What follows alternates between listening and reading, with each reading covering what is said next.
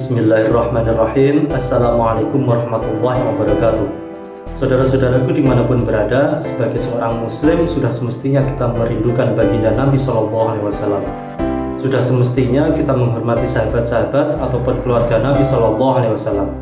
Melalui video ini saya dokumentasikan beberapa peninggalan Nabi SAW dan juga beberapa peninggalan dari sahabat-sahabat Nabi SAW. Dokumen ini saya ambil dari Galeri Joko Tingkir yang berada di Kompleks Pondok Pesantren Al-Fatah Temboro, Magetan. Selamat menyaksikan dan semoga Allah Subhanahu wa taala memberikan wawasan yang lebih luas kepada kita.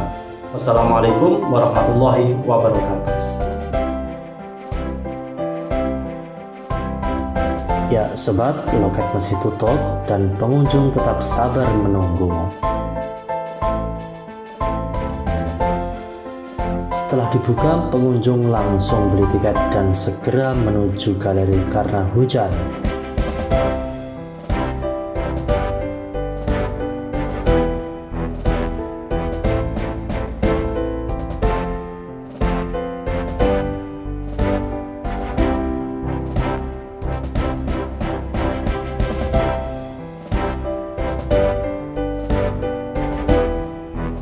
Oke, kita ikuti rambu-rambu penunjuk lokasi Galeri Joko Tingkir.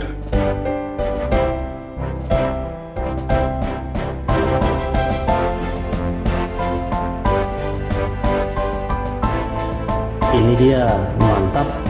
Untuk pintu masuk dipisah antara laki-laki dengan perempuan.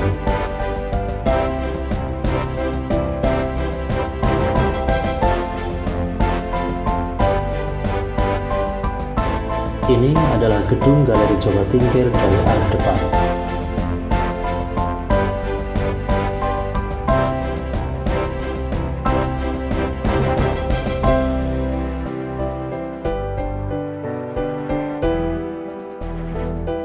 Megah, fantastik, dan wow pastinya.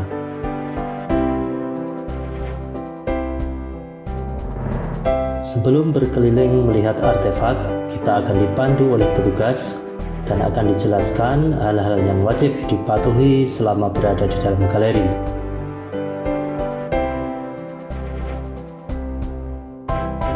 Ka'bah. Menurut riwayat, Ka'bah direnovasi sebanyak 12 kali. Para cendekiawan dan sejarawan mengatakan Ka'bah direnovasi 5-12 kali. Renovasi Ka'bah pertama dilakukan oleh Nabi Adam alaihissalam. Setelah itu Nabi Ibrahim alaihissalam dan Nabi Ismail alaihissalam juga merenovasinya kembali. Renovasi Ka'bah yang dilakukan oleh kaum Quraisy adalah salah satu renovasi Ka'bah yang dilakukan sebelum masa Rasulullah SAW. Setelah banjir bandang yang melanda Makkah, Ka'bah sempat mengalami kerusakan hingga dinding retak dan sempat dipugar kembali.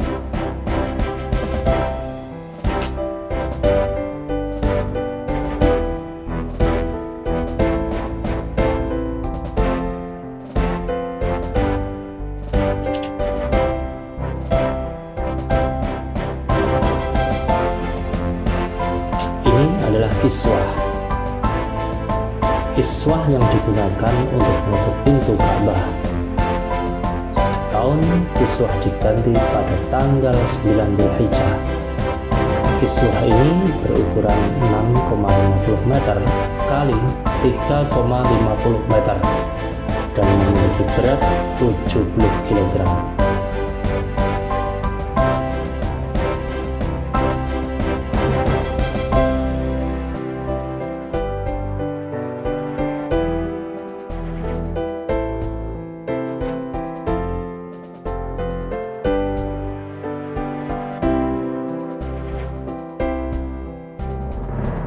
Baliho besar yang terdapat di dinding ini adalah mengenai diri baginda Nabi Muhammad SAW, yaitu nama nasabnya, ibunya, kelahirannya, ibu yang menyusuinya, saudara sepersusuan, kemudian saudara dari bapak atau ibunya, kemudian istri-istrinya, kemudian putra-putrinya, kemudian cucu-cucunya, dan wafatnya Rasulullah Sallallahu Alaihi Wasallam. Berikut ini adalah sandal atau terompah baginda Rasulullah Sallallahu Alaihi Wasallam. Menurut riwayat Imam Bukhari berdasarkan cerita Anas bin Malik, modelnya memiliki dua tali tibal. Tibal adalah tali yang didesain sedemikian rupa pada sandal sehingga jemari kaki dapat menghimpitnya dan menimbulkan rasa nyaman saat berjalan. Tidak khawatir sandal lepas dari kaki. Imam Tirmidzi meriwayatkan hadis yang kurang lebih sama. Sandal Rasulullah Sallallahu Alaihi Wasallam memiliki tali tibal yang bercabang dua. Berikut ini adalah bekas tapak kaki Rasulullah Sallallahu Alaihi Wasallam.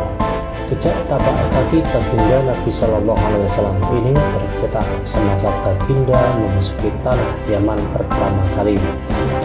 Sebuah sumber mengatakan terdapat 44 jejak tapak kaki baginda Rasulullah Sallallahu Alaihi Wasallam yang dimiliki atau disimpan oleh kolektor pribadi keturunan Nabi atau habaib di museum.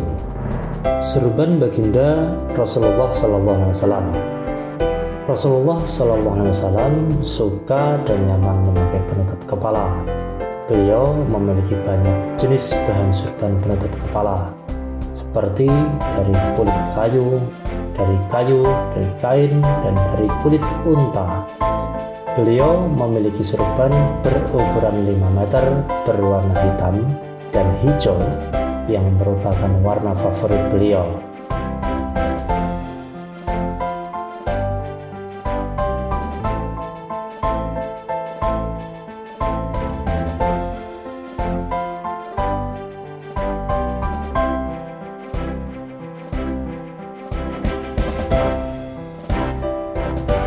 Tasbih dari kulit unta Rasulullah Sallallahu Alaihi Wasallam. Tasbih ini terbuat dari kulit unta milik Rasulullah Sallallahu Alaihi Wasallam. Sayyidah Aisyah juga mempunyai koleksi tempat untuk menyimpan celak mata yang dibuat dari tulang unta Rasulullah Sallallahu Alaihi Wasallam.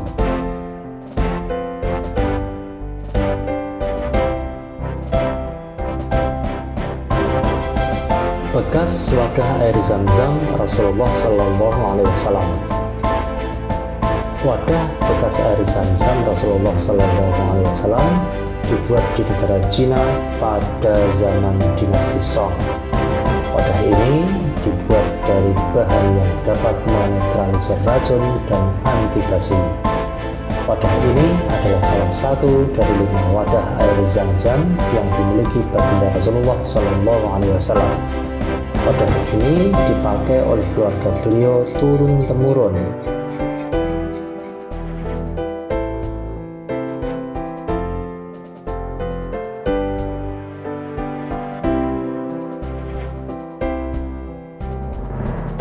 Semasa hidupnya, baginda Nabi juga menggunakan tongkat yang paling disukai bernama Al-Saja, yaitu tongkat peninggalan dari kayu Al-Ayusyah serta tongkat dari kayu lus putih.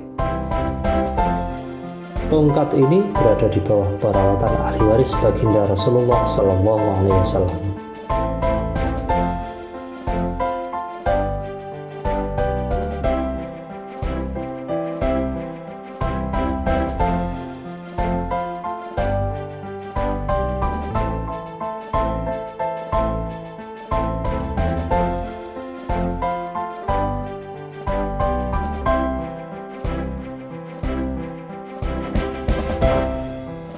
Ini adalah tanah makam Rasulullah Sallallahu Alaihi Wasallam yang diambil dari seseorang pada masa Sultan Utsmaniyah naik tahta pada tahun 1255 Hijriah atau 1839 Masehi. Tanah tersebut diambil dari makam Nabi Sallallahu Alaihi Wasallam semasa renovasi yang dimasukkan dalam wadah kaca 17 cm.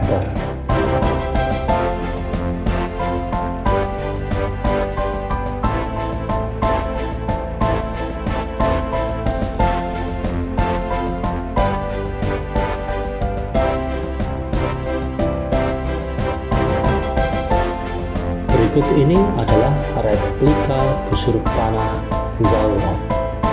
Sekali lagi, ini adalah replika busur panah Zawra. Busur panah Rasulullah SAW yang asli berukuran 152 cm dan berat 286 gram, terbuat kayu al-ayusiyah dengan mata panah yang tajam sebesar telunjuk. Dalam beberapa kisah, busur panah beliau dibuat tongkat untuk khutbah Jumat.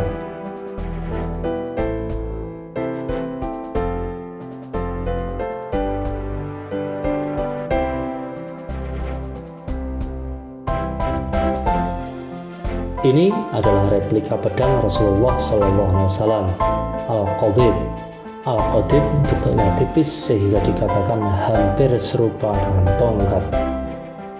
Panjangnya mencapai 100 cm, bersarung kulit hewan dan berwarna merah. Pada sisi pedang terukir 2 kalimat syahadat.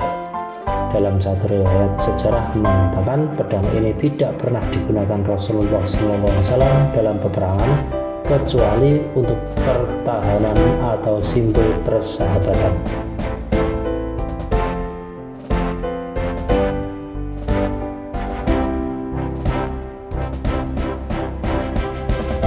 Ini adalah pedang Sayyidina Husain. Sayyidina Husain radhiyallahu anhu dilahirkan pada 8 Januari 626 di Madinah dan wafat pada 10 Oktober 680 di Karbala. Beliau merupakan cucu kesayangan baginda Rasulullah SAW dan juga seorang panglima perang sejak Umar bin Khattab radhiyallahu anhu menjadi khalifah.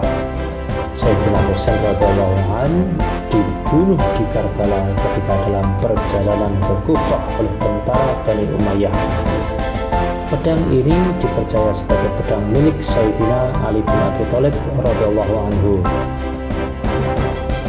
Ini adalah pedang Sayyidina Khalid bin Walid. Khalid bin Walid adalah salah satu panglima perang Islam di zaman Rasulullah SAW hingga kekhalifahan Sayyidina Abu Bakar radhiyallahu anhu dan Sayyidina Umar radhiyallahu anhu. Pedang ini diyakini adalah salah satu pedang peninggalan Sayyidina Khalid bin Walid radhiyallahu anhu. Dinyatakan dalam satu riwayat, beliau mempunyai kurang lebih 200 bilah pedang.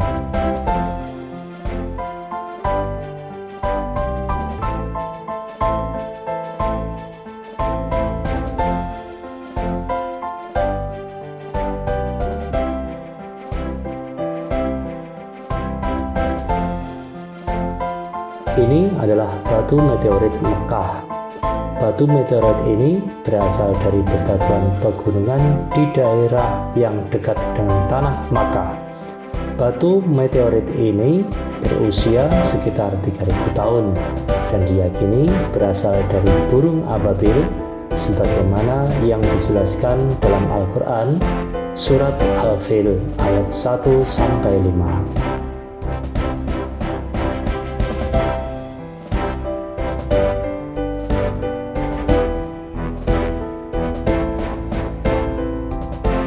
Oke sobat, semoga bermanfaat dan terima kasih. Wassalamualaikum warahmatullahi wabarakatuh.